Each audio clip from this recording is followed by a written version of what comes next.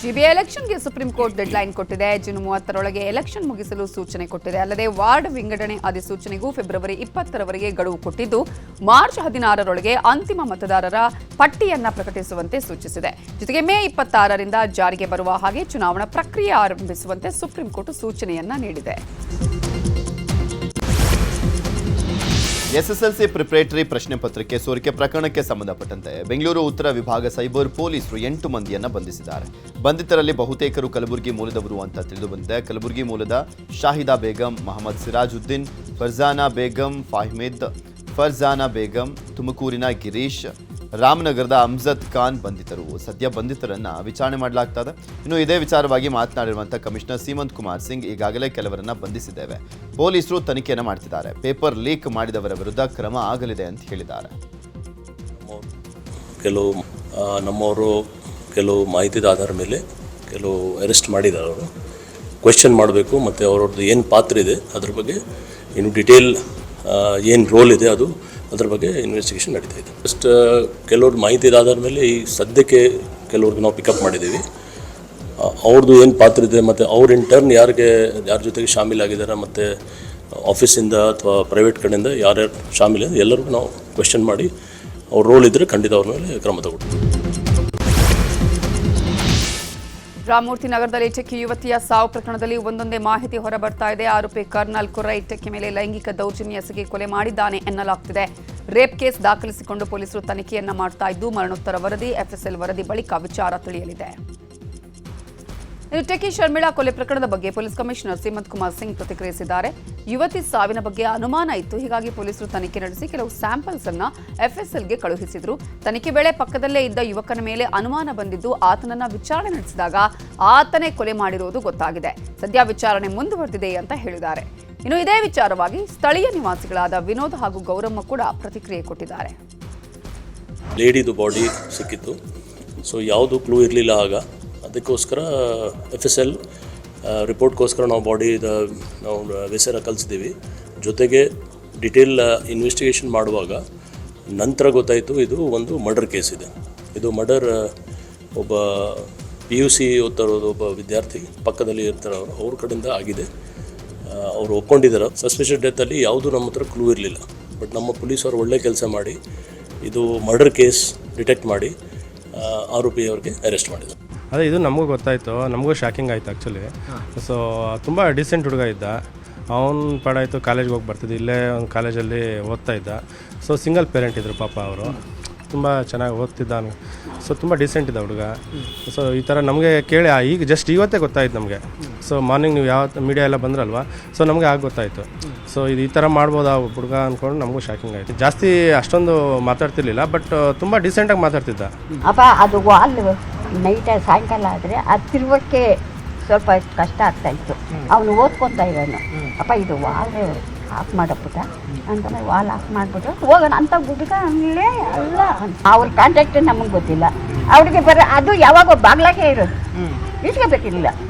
ನಮ್ಗೆ ಹೆಂಗೆ ಗೊತ್ತಾಗುತ್ತೆ, ಹೊರಗಡೆನೇ ಕೆಲಸ ಮಾಡ್ಕೊಂಡಿರೋದು. ಅನೈತಿಕ ಸಂಬಂಧ ಶಂಕೆಯಿಂದ ಕಟ್ಟಿಗೆಯಿಂದ ಹೊಡೆದು ವ್ಯಕ್ತಿಯೋರ್ವನ ಕೊಲೆ ಮಾಡಿರುವಂತಹ ಘಟನೆ ಹುಬ್ಬಳ್ಳಿಯ ಕಾನೂನು ವಿವಿ ಕ್ಯಾಂಪಸ್ನಲ್ಲಿ ನಡೆದಿದೆ. 60 ವರ್ಷದ ವಿಠಲ್ ರಾಥೋಡ್ ಮೃತ ದುರ್ದೈವಿಯಾಗಿದ್ದಾನೆ. ಛತ್ತೀಸ್ಗಢದ ಮೂಲದ 3 ಕಾರ್ಮಿಕರು ಕೊಲೆ ಮಾಡಿದ್ರು. ಆರೋಪಿಗಳನ್ನು ನವನಗರ ಠಾಣೆ ಪೊಲೀಸರು ಬಂಧಿಸಿದ್ದಾರೆ. ಮೇಘೌ ಸತನಾಮಿ, ಭಗವಾನ್ ದಾಸ್ ಸತನಾಮಿ ಹಾಗೂ ವಿಮಲಾ ಸತನಾಮಿ ಬಂಧಿತರಾಗಿದ್ದಾರೆ. ಕೊಲೆ ಮಾಡಿ ಆಕಸ್ಮಿಕ ಸಾವು ಅಂತ ಬಿಂಬಿಸಲಿಕ್ಕೆ ಯತ್ನವನ್ನು ಮಾಡಿದ್ದು, ತನಿಖೆ ವೇಳೆ ಕೊಲೆ ಎಂಬುದು ದೃಢವಾಗಿದೆ.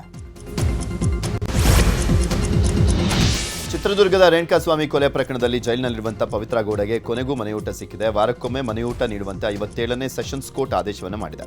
ಕೋರ್ಟ್ ಆದೇಶ ಕಟ್ಟುನಿಟ್ಟಾಗಿ ಪಾಲಿಸುವಂತೆ ಹೇಳಿದೆ. ಒಂದು ವೇಳೆ ಆರೋಗ್ಯದಲ್ಲಿ ವ್ಯತ್ಯಾಸವಾದರೆ ವೈದ್ಯರ ಸಲಹೆ ಮೇರೆಗೆ ಮನೆ ಊಟ ನೀಡಲಿಕ್ಕೆ ಸೂಚನೆಯನ್ನು ಕೊಡಲಾಗಿದೆ. ಇನ್ನು ನಾಗರಾಜ್ ಹಾಗೂ ಲಕ್ಷ್ಮಣ್ಗೂ ಮನೆಯೂಟ ಭಾಗ್ಯ ಸಿಕ್ಕಿದೆ. ಚಿತ್ರದುರ್ಗದ ರೇಣುಕಾಸ್ವಾಮಿ ಕೊಲೆ ಪ್ರಕರಣದ ಟ್ರಯಲ್ ರನ್ ವಿಚಾರಣೆ ಮುಂದೂಡಿಕೆಯಾಗಿದ್ದು, ಇವತ್ತು ವಿಚಾರಣೆ ನಡೆಸಿದ ಕೋರ್ಟ್ ನಾಳೆಗೆ ಮುಂದೂಡಿಕೆ ಮಾಡಿದೆ. ನಟ ದರ್ಶನ್, ಪವಿತ್ರ ಗೌಡ ಸೇರಿ 7 ಆರೋಪಿಗಳು ವಿಡಿಯೋ ಕಾನ್ಫರೆನ್ಸ್ ಮೂಲಕ ಹಾಜರಾಗಿದ್ದರು. ಉಳಿದ 10 ಆರೋಪಿಗಳು ಖುದ್ದಾಗಿ ಕೋರ್ಟ್ ಮುಂದೆ ಹಾಜರಾಗಿದ್ದರು. ಈ ವೇಳೆ ನಾಗರಾಜ್ ಮನೆಯೋಟಕ್ಕೆ ಮನವಿ ಮಾಡಿದ್ದು ಆದೇಶ ಮಾಡಲಾಗಿದೆ ಅಂತ ಜಡ್ಜ್ ಹೇಳಿದ್ದಾರೆ. ಇನ್ನು ಆರೋಪಿ ಪ್ರದೋಷ್ ಮತ್ತೆ ಮಧ್ಯಂತರ ಜಾಮೀನು ಕೊಡುವಂತೆ ಕೋರ್ಟ್ಗೆ ಅರ್ಜಿ ಸಲ್ಲಿಸಿದ್ದು, ತಂದೆ ತಿಥಿ ಕಾರ್ಯ ಹಿನ್ನೆಲೆ ಜನವರಿ 17ರಿಂದ 22ರವರೆಗೆ ಮಧ್ಯಂತರ ಜಾಮೀನು ನೀಡುವಂತೆ ಮನವಿ ಮಾಡಿದ್ದ ಕೋರ್ಟ್ ನಾಳೆಗೆ ವಿಚಾರಣೆಯನ್ನ ಮುಂದೂಡಿದೆ. ಐತಿಹಾಸಿಕ ಲಕ್ಕುಂಡಿ ಗ್ರಾಮದ ನಿಧಿ ಸಿಕ್ಕ ಪ್ರಕರಣಕ್ಕೆ ಬಿಗ್ ಟ್ವಿಸ್ಟ್ ಸಿಕ್ಕಿದೆ. ನಿಧಿ ಅಲ್ಲದಿದ್ರೆ ನಮಗೆ ವಾಪಸ್ ಚಿನ್ನ ಕೊಡಿ ಅಂತ ಕುಟುಂಬಸ್ಥರು ದುಂಬಾಲು ಬಿದ್ದಿದ್ದಾರೆ. ಆದರೆ ಜಿಲ್ಲಾಧಿಕಾರಿ ಸಿಎನ್ ಶ್ರೀಧರ್ ಮೌನಕ್ಕೆ ಜಾರಿದ್ದು ಗೊಂದಲದಲ್ಲಿರುವಂತಹ ಕುಟುಂಬಸ್ಥರು, ಗ್ರಾಮಸ್ಥರು ಡಿಸಿ ನಡೆ ವಿರುದ್ಧ ಆಕ್ರೋಶವನ್ನು ವ್ಯಕ್ತಪಡಿಸಿದ್ದಾರೆ. ಗದಗ ಜಿಲ್ಲಾಧಿಕಾರಿಗಳು ಲಕ್ಕುಂಡಿ ಗ್ರಾಮಕ್ಕೆ ಭೇಟಿ ನೀಡಿಲ್ಲ. ಗ್ರಾಮಸ್ಥರಲ್ಲಿ ಉಂಟಾಗಿರುವಂತಹ ಗೊಂದಲ ಕೂಡ ನಿವಾರಿಸಿಲ್ಲ. ಕೂಡಲೇ ಜಿಲ್ಲಾಧಿಕಾರಿಗಳು ಲಕ್ಕುಂಡಿ ಗ್ರಾಮಕ್ಕೆ ಆಗಮಿಸಬೇಕು, ಎಲ್ಲ ಗೊಂದಲಗಳಿಗೆ ಸ್ಪಷ್ಟನೆಯನ್ನು ಕೊಡಬೇಕು ಅಂತ ಆಗ್ರಹಿಸಿದ್ದಾರೆ. ಅದು 3 ದಿನ ಆಗ್ತಿದೆ. ರಾಷ್ಟ್ರ ಮಟ್ಟದಾಗ ಸುದ್ದಿ ಆಗಕತ್ತೈತಿ. ಈಗ ರಾಜ್ಯ ಮತ್ತು ರಾಷ್ಟ್ರ ಮಟ್ಟದಾಗ ಅವ್ರು ಬಂದು ಇಲ್ಲಿವರೆಗಿನ ಏನೂ ಸ್ಪಷ್ಟೀಕರಣ ಕೊಟ್ಟಿಲ್ಲ. ಜನರು ಗೊಂದಲಕ್ಕೀಡಾಗ್ಯಾರ. ಈಗ ಅವರು ಸ್ಟೇಟ್ಮೆಂಟ್ ಕೊಟ್ಟಿಂದ, ಈಗ ಹೇಳಿಕೆ ಕೊಟ್ಟಿಂದ, ಅದ್ರ ಸಲುವಾಗಿ ಈಗ ಮಾನ್ಯ ಜಿಲ್ಲಾಧಿಕಾರಿಗಳು ಬಂದು ಅವ್ರು ಜಂಟಿಯಾಗಿ ಈ ಸರ್ವೇಕ್ಷಣಾ ಅಧೀಕ್ಷಕರು ಏನು ಅದರ ರವಿ ಮುನಿಮನಿಯರು ಏನು ಹೇಳಿಕೆ ಕೊಟ್ಟರ ಅವ್ರು ಕರ್ಕೊಂಬಂದು ಜಂಟಿಯಾಗಿ ಹೇಳಿಕೆ ಕೊಡ್ಬೇಕಂತಂದು ನಾನು ಲಕ್ಕುಂಡಿ ಗ್ರಾಮಸ್ಥರ ಪರವಾಗಿ ಈ ಮೂಲಕ ಅವ್ರಿಗೆ ಆಗ್ರಹ ಪಡಿಸ್ತೀನಿ. ಅಂಥದ್ದು 60-70-75 ಲಕ್ಷ ರೂಪಾಯಿ ಇವತ್ತು ಗೋಲ್ಡ್ ತೊಗೊಂಬಂದು ಸರ್ಕಾರ ಕುಪ್ಸ್ಯಾರ ಅವರು. ಅದು ಬೆಲೆ ಕಟ್ಟಕ್ಕಾಗಲಾರ್ದಂಥ ಗೋಲ್ಡ್, ಹಳೆ ಬಂಗಾರ.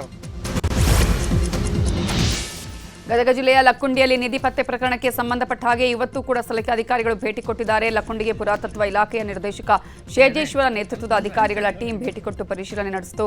ಆ ಬಳಿಕ ಮಾತಾಡಿದ ಶೇಜೇಶ್ವರ್, ಕುಟುಂಬಕ್ಕೆ ಯಾವುದೇ ರೀತಿ ತೊಂದರೆ ಕೊಡಲ್ಲ, ಪರಿಶೀಲನೆ ಮಾಡಿ ಮನೆ ಕಟ್ಟುತ್ತಿಗೆ ಅನುಮತಿ ಕೊಡ್ತೀವಿ, 5ರ 1 ಭಾಗದಷ್ಟು ನಿಧಿ ಸಿಕ್ಕ ಕುಟುಂಬಕ್ಕೆ ಕೊಡ್ತೀವಿ ಅಂತ ಹೇಳಿದರು. ಹೇಳಿದ್ವಲ್ಲ ಸರ್, ಇದ್ರ ಮೇಲೆ ಮೌಲ್ಯ ನಿಗದಿ ಮಾಡಿ ಏನು ಪರಿಹಾರ ಕೊಡೋಕ್ಕಿದ್ದು ಬರುತ್ತೋ ಅದನ್ನು ನಾವು ಖಂಡಿತ ಕೊಡ್ತೀವಿ ಸರ್. ಜಿಲ್ಲಾಡಳಿತ ಹೋಗ್ತಿದ್ದು ನಾವು ಮಾತಾಡಿ 5ನೇ 1 ಭಾಗ ಸರ್ ಅದು ಪರಿಶೀಲನೆ ಮಾಡ್ತೀವಿ ಸರ್.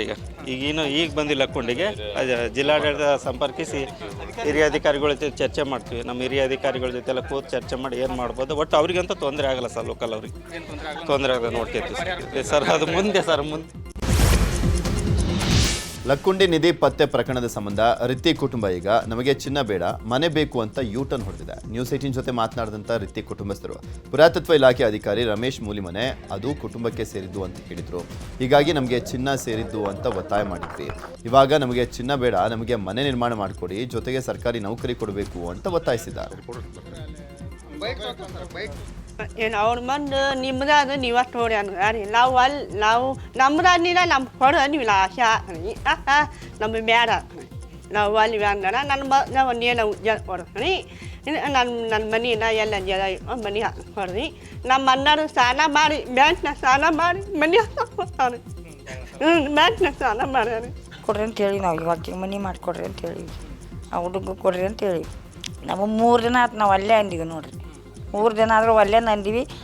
ನಿನ್ನೆ ನಾವು ಬಂದು ಅಂದಲ್ಲ, ಅದ ಒಂದು ಮಾತು ಅಂದದ್ದು ಅಷ್ಟ ಕರೆ ನಾವು ಅಲ್ಲೇ ಅಂದೀವಿ ರೀ. ಇವತ್ತು ಅಂದೀವಿ, ಮೊನ್ನೆ ಅಂದೀವಿ, ನಿನ್ನೆ ಅಂದೀವಿ ರೀ. ಆದ್ರೆ 1 ನಿಮಿಷ. ಮೈಸೂರಲ್ಲಿ ಪ್ರಾಚೀನ ಪುರಾತತ್ವ ಪ್ರಾಧ್ಯಾಪಕ ಡಾಕ್ಟರ್ ಶಿಲ್ವ ಪಿಳ್ಳೈ ಅಯ್ಯಂಗಾರ್ ಮಾತನಾಡಿದ್ದಾರೆ. ಭೂಮಿಯ ಒಳಗಡೆ ಮೌಲ್ಯವಾದ ಚಿನ್ನ, ನಾಣ್ಯ ಏನೇ ಸಿಕ್ಕರೂ ಕೂಡ ನಿಧಿ ಅಂತ ಪರಿಗಣಿಸಲಾಗುತ್ತೆ. ಈ ಹಿಂದೆ ಈ ಬಗ್ಗೆ ಭಾರತ ಸರ್ಕಾರ ಕಾಯ್ದೆಯನ್ನ ಮಾಡಿದೆ. ಲಕ್ಕುಂಡಿಯಲ್ಲಿ ಸಿಕ್ಕಿರುವ ಚಿನ್ನವನ್ನ ನೋಡಿದ್ದೇನೆ, ಅದು ಐತಿಹಾಸಿಕ ಚಿನ್ನ ಅಂತ ಸಂಬಂಧಪಟ್ಟ ಇಲಾಖೆ ರೆಕಾರ್ಡ್ ಮಾಡುತ್ತೆ. ನಿಧಿ ಪತ್ತೆಗೆ ಒಂದು ಪ್ರೊಸೀಜರ್ ಇದೆ. ನಿಧಿ ಸಿಕ್ಕ ಸುತ್ತಮುತ್ತ 300 ಮೀಟರ್ ಪರಿಶೀಲನೆ ಮಾಡ್ತಾರೆ. ಸಿಕ್ಕ ಚಿನ್ನದಲ್ಲಿ ಯಾವುದಾದ್ರೂ ದಾಖಲೆ, ಯಾವ ಕಾಲದ ಚಿನ್ನ ಅನ್ನುವಂತಹ ಕುರುಹು ಇದ್ರೆ ಅದನ್ನು ಸಂರಕ್ಷಣೆ ಮಾಡೋದು ಸರ್ಕಾರದ ಜವಾಬ್ದಾರಿ. ಒಂದು ವೇಳೆ ಕೇವಲ ಚಿನ್ನ ಇದ್ರೆ, ಐತಿಹಾಸಿಕ ಹಿನ್ನೆಲೆ ಇಲ್ಲ ಅಂದ್ರೆ ಅದನ್ನ ಹರಾಜು ಹಾಕಬಹುದು ಅಂತ ಹೇಳಿದ್ದಾರೆ.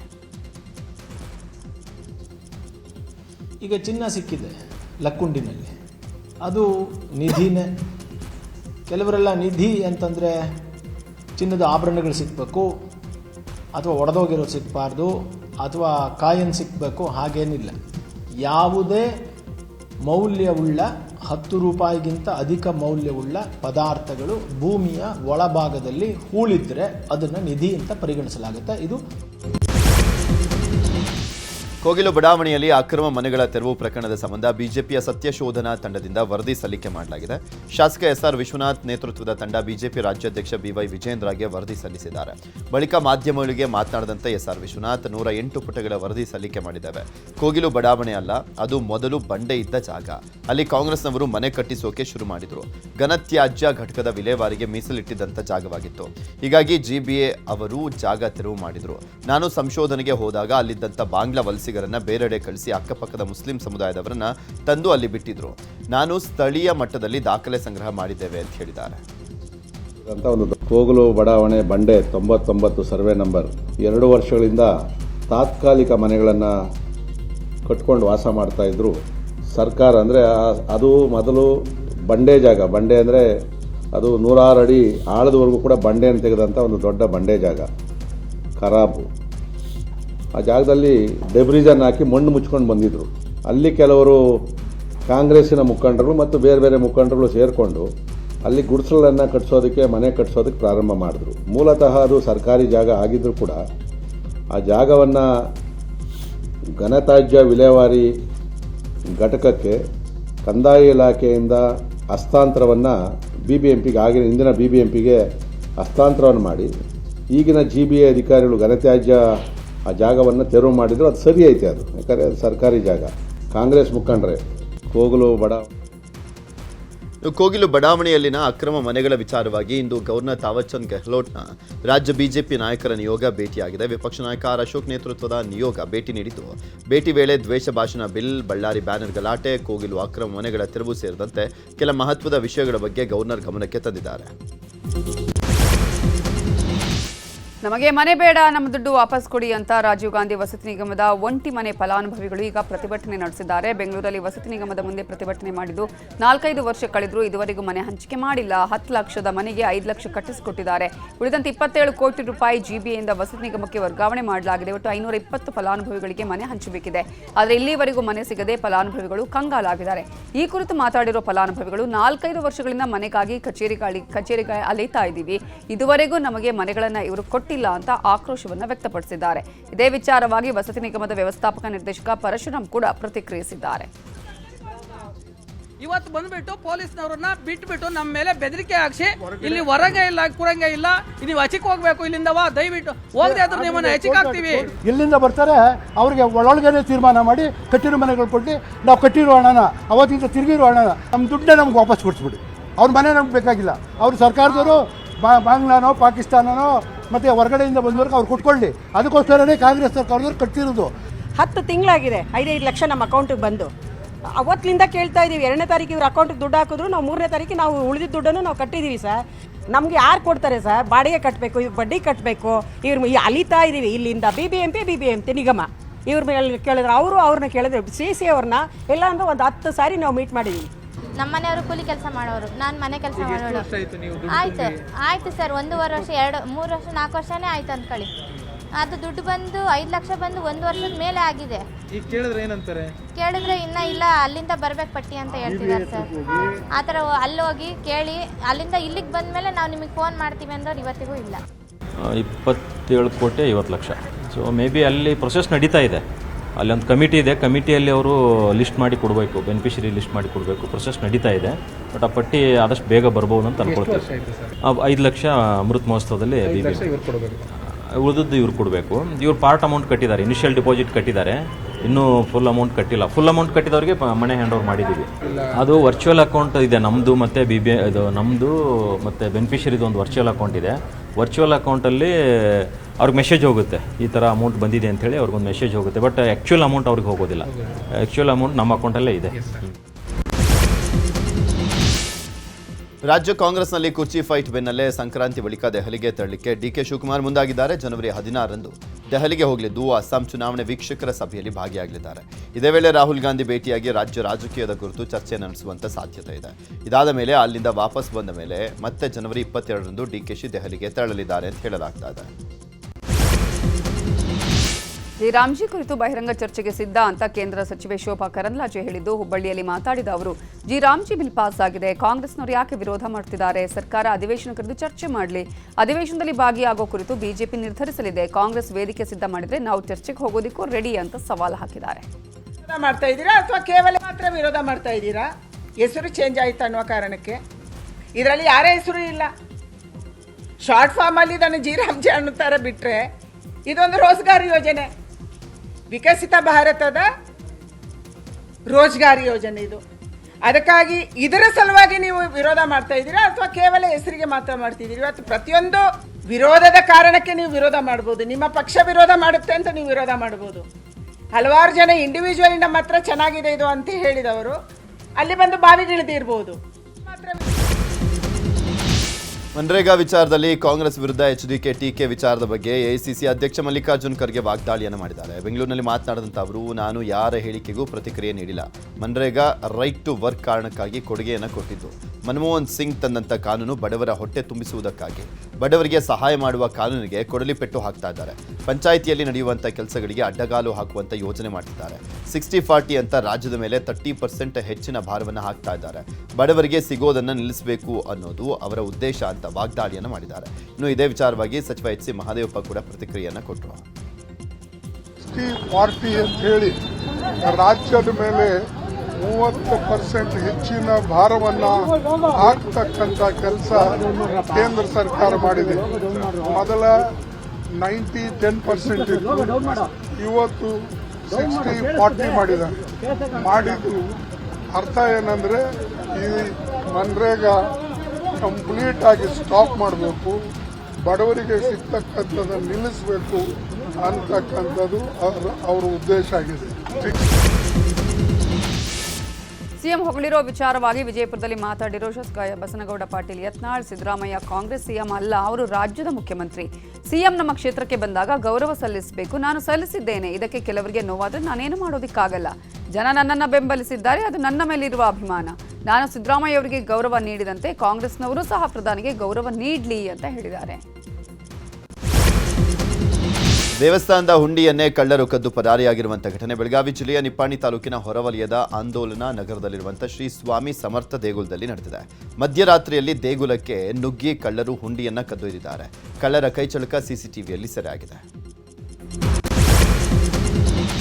ಶಾಸಕಿ ನಯನ ಮೋಟಮ್ಮ ವಿರುದ್ಧ ಅಶ್ಲೀಲ ಕಾಮೆಂಟ್ ವಿಚಾರಕ್ಕೆ ಸಂಬಂಧಪಟ್ಟ ಹಾಗೆ ಮೂಡಿಗೆರೆ ಪೊಲೀಸ್ ಠಾಣೆಯಲ್ಲಿ ಎಫ್ಐಆರ್ ದಾಖಲಾಗಿದೆ. ಇನ್ಸ್ಟಾಗ್ರಾಂನಲ್ಲಿ ಅಶ್ಲೀಲ ಕಾಮೆಂಟ್ ಮಾಡ್ತಾ ಇದ್ದ ರಾಮನಗರ ಮೂಲದ ಯಕ್ಷಿತ್ ರಾಜ್ನನ್ನ ಬಂಧಿಸಲಾಗಿದ್ದು, ಬೆಂಗಳೂರಲ್ಲಿ ಕೆಲಸ ಮಾಡ್ತಾ ಇದ್ದ ಯಕ್ಷಿತ್ ರಾಜನ್ನ ಪೊಲೀಸರು ಅರೆಸ್ಟ್ ಮಾಡಿದ್ದಾರೆ.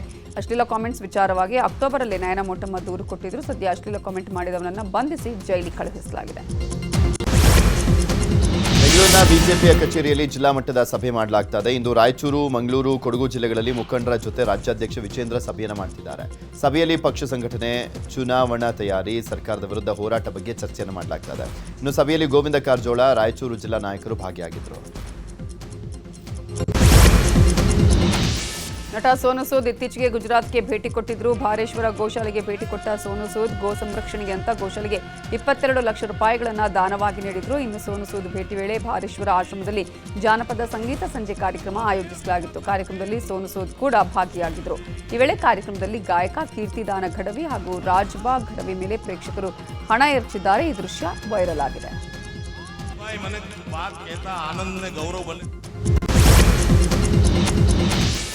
ರಾಷ್ಟ್ರ ರಾಜಧಾನಿ ದೆಹಲಿಯಲ್ಲಿರೋ ಯಮುನಾ ನದಿ ಸಂಪೂರ್ಣವಾಗಿ ಕಲುಷಿತವಾಗಿದೆ. ನದಿ ತುಂಬಾ ಬಿಳಿ ನೊರೆಯೇ ಆವರಿಸಿಕೊಂಡಿದೆ. ನದಿ ನೀರು ಸಂಪೂರ್ಣ ಕಲುಷಿತವಾಗಿದ್ದು ವಾಸನೆ ಬರ್ತಾ ಇದೆ. ಕಾಳಂದಿ ಗುಂಜ್ ಘಾಟ್ನಲ್ಲಿ ಪ್ರತಿ ಭಾನುವಾರ ಪರಿಸರವಾದಿಗಳು ಸ್ವಚ್ಛತಾ ಕಾರ್ಯ ಮಾಡ್ತಾರೆ. ಆದರೂ ಕೂಡ ನದಿಯಲ್ಲಿ ವಿಷಕಾರಿ ಬಿಳಿ ನೊರೆ ತುಂಬಿಕೊಂಡಿದ್ದು ಮತ್ತಷ್ಟು ಕಲುಷಿತಗೊಂಡಿದೆ. ಇಂಡೋನೇಷ್ಯಾದಲ್ಲಿ ಭಾರಿ ಮಳೆ ಆಗ್ತಾ ಇದ್ದು ಪ್ರವಾಹ ಸೃಷ್ಟಿಯಾಗಿದೆ. ಸೆಂಟ್ರಲ್ ಸುಲಾವೇಸಿಯ ಡೊಂಗುಲಾ ರಿಜೆನ್ಸಿಯಲ್ಲಿ ನಿರಂತರ ಮಳೆಯಿಂದಾಗಿ ಪ್ರವಾಹ ಉಂಟಾಗಿದ್ದು ನಗರದ ತುಂಬೆಲ್ಲ ನೀರು ಆವರಿಸಿಕೊಂಡಿದ್ದು ಜನರು ಅಕ್ಷರಶಃ ನಲಿಗೆ ಹೋಗಿದ್ದಾರೆ. ಹಲವೆಡೆ ಮನೆಗಳೇ ಕೊಚ್ಚಿಕೊಂಡು ಹೋಗ್ತಾ ಇದ್ದು ಸಾಕಷ್ಟು ಹಾನಿ ಉಂಟಾಗಿದೆ.